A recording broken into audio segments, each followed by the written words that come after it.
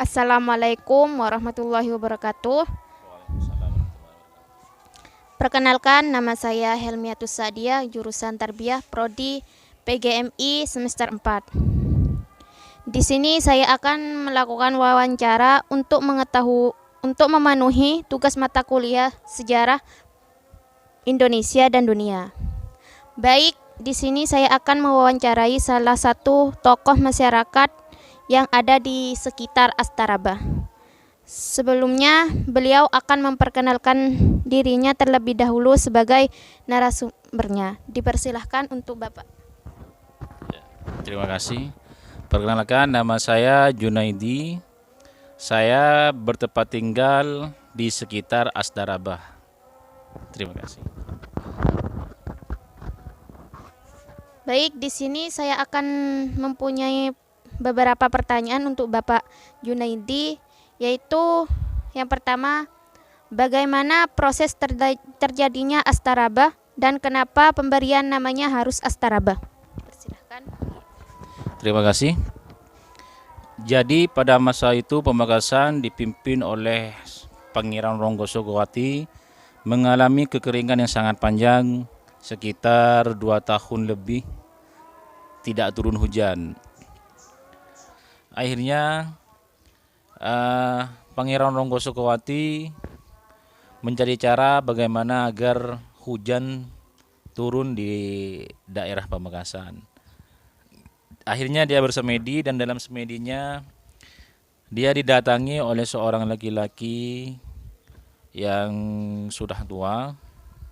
Dia berpesan kepada Pangeran Ronggosogowati agar datang ke desa daerah Pademau, tepatnya di Astaraba.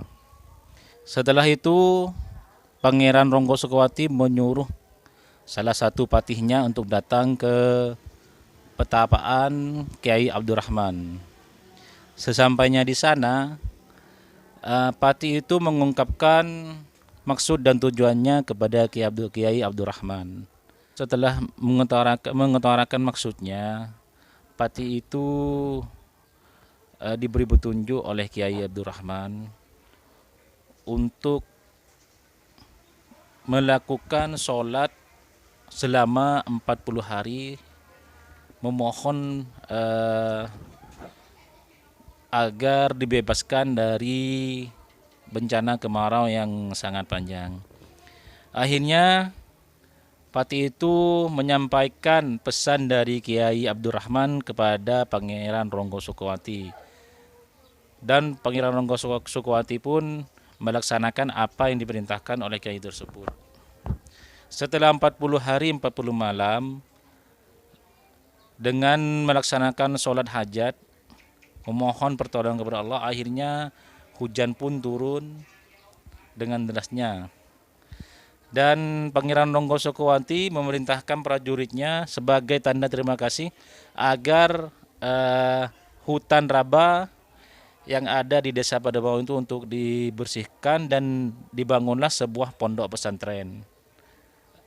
Dan sampai sekarang alhamdulillah pondok pesantren itu masih ada. Lalu apakah Kiai Abdurrahman tempat peristirahatan terakhir itu apakah ditempatkan di dekat pondok pesantren atau di tempat lain? Ya, terima kasih. Alhamdulillah peristirahatan terakhir Kiai Abdurrahman sekarang masih ada di Desa Raba, tepatnya di sebelah Masjid Raba, yang dikenal oleh masyarakat sekitar sini sebagai Astaraba. Apakah tempat tersebut oleh masyarakat ditempatkan untuk berziarah atau ditempatkan sebagai wisata? Untuk sampai saat ini tempat tersebut masih ramai dikunjungi oleh para pengunjung sebagai tempat ziarah sekaligus wisata religi. Apa pesan Bapak yang bisa diambil dari cerita tersebut? Baik, terima kasih. Eh, pesan yang dapat kita ambil dari cerita tersebut yaitu kita harus sabar menghadapi semua ujian yang diberikan oleh Allah kepada kita. Kita tidak boleh berputus asa, kita harus meminta, berusaha dengan cara berdoa kepada Allah supaya apa yang menimpa kita akan mendapatkan hikmah yang lebih baik, lebih indah daripada kita harus mengeluh. Lebih baik kita berserah diri dan terus meminta pertolongan Allah.